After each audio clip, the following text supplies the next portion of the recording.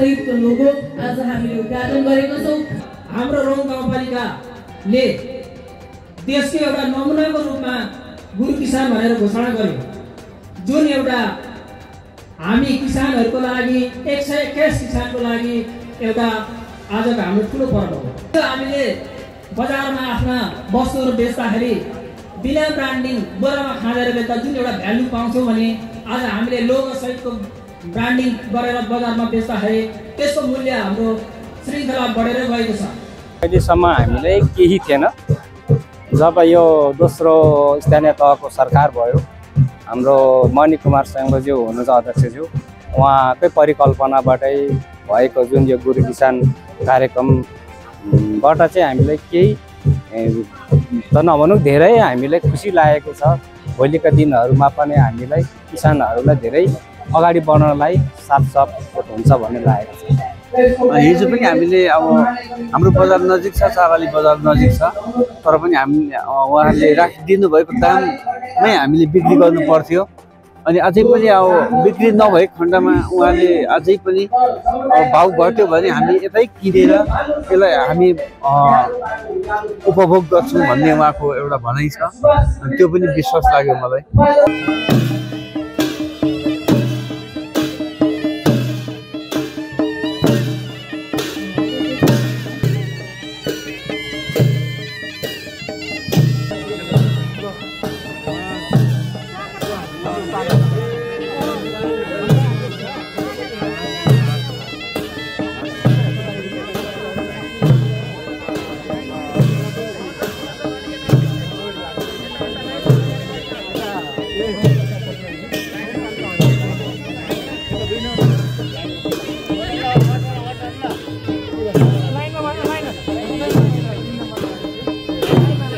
कृषि क्षेत्रमा नयाँ क्रान्ति ल्याउने उद्देश्यले इलामको रोङ गाउँपालिकाले गुरु किसान कार्यक्रम घोषणा गरेको छ। गाउँपालिकाले रोङ गुरु किसान कार्यक्रम नेपालमै पहिलो भएको दाबी समेत गरेको छ। गाउँपालिकाले यो कार्यक्रम अन्तर्गत कम क्षेत्रफलमा बढी उत्पादन गर्ने र आधुनिक कृषि प्रविधि अपनाउने 121 किसानलाई गुरु किसानको रूपमा पहिचान गरी परिचय पत्र समेत वितरण गरेका छन्।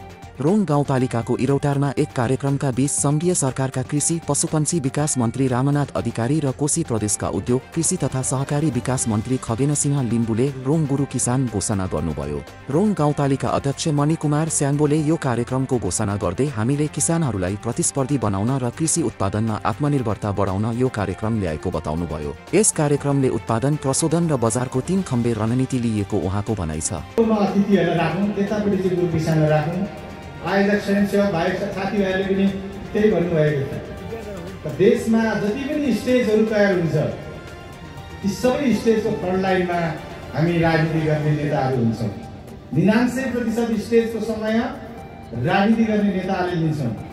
तर किसानले उत्पादन गरेको कृषि उत्पादन छैन भने न हामी, न डाक्टर, न पाइलट, न इन्जिनियर, न कर्मचारी, हामी कोही पनि रहन सक्दैन, बाँच्न सक्दैन। त्यति महत्त्वपूर्ण किसानहरूलाई किन पछाडि राख्ने? बरु हामी पछाडि नै बसौँला। आजको सिड प्लान पनि कृषिलाई कति प्राथमिकता दिनुपर्छ र रोङले कसरी हेर्दैछ भन्ने कुराको चित्र झल्काउनको लागि हामीले यो सिड प्लान पनि यो ढङ्गले तयार गरेका छौँ। गुरु भनेको चाहिँ बाहुन बुढाहरू त्यो पण्डितै गर्नेहरू हो भनेर मलाई सोध्दै हुनुहुन्छ। होइन, गुरु किसान भनेको असल, मेहनती, आफूले जानेको सिपलाई अरूलाई सिकाउने, नयाँ नयाँ खोजी गर्ने, अध्ययन गर्ने किसानलाई गुरु किसानको दर्जा दिएको छ। गुरु किसान व्यवस्थापन कार्यविधि 2080 कानुनै बनाएर हामीले गुरु किसानको व्यवस्थापनमा अघि बढेको छ।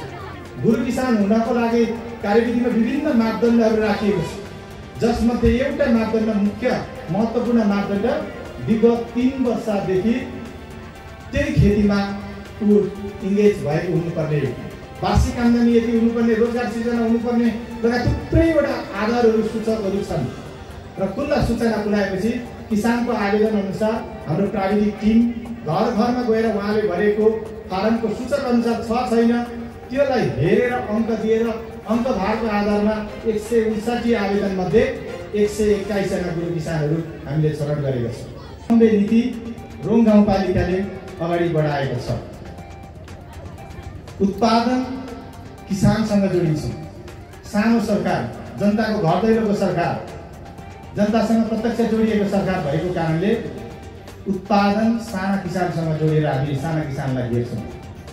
साना किसानभित्र पनि गफाडी किसानलाई होइन, नेता किसानलाई होइन, अल्छे किसानलाई होइन, असल मेहनती किसानलाई हेर्नुपर्छ र उहाँहरूलाई गुरु किसानको संज्ञा दिनुपर्छ भनेर गुरु किसानलाई क्षमतावान बनाउँदै, दक्ष बनाउँदै, जलवायु परिवर्तनको बारेमा बुझाउँदै, गुणस्तरको बारेमा बुझाउँदै, बजारको बारेमा बुझाउँदै, उत्पादनको उत्पादकता वृद्धि सहित कृषि पेसाबाट यही सम्भावना छ भन्ने कुराको उजागर र नमुना प्रस्तुत गर्दै गुरु किसानलाई नै हामी मुख्य केन्द्रबिन्दुमा राखेर उत्पादनको कार्यक्रमलाई अगाडि बढाउने गरी उत्पादनको नीति लिएका छौँ।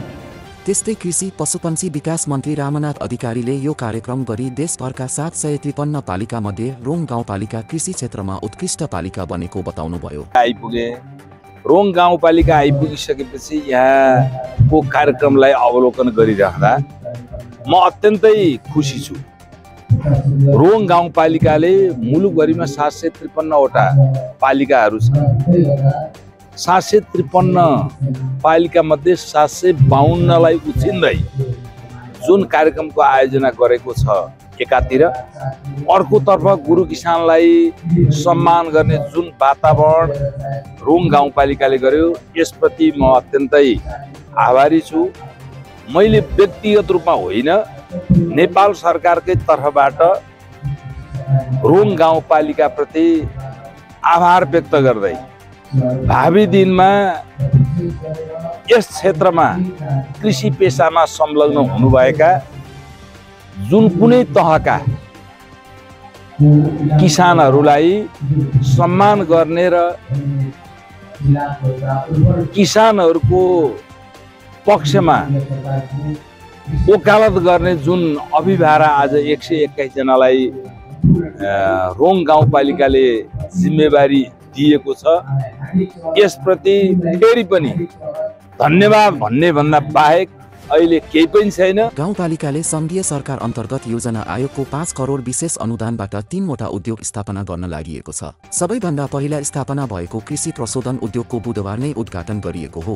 अन्य 2वटा उद्योग निर्माणाधीन अवस्थामा रहेका छन्। संघीय सरकारको अनुदानबाट करिब 70 लाख लागतमा कृषि प्रशोधन उद्योगको भवन निर्माण गरिएको छ। साना किसान कृषि प्रशोधन उद्योगको उद्घाटनमा यो हाम्रो राष्ट्रिय झण्डा अनावरण भइसकेको छ।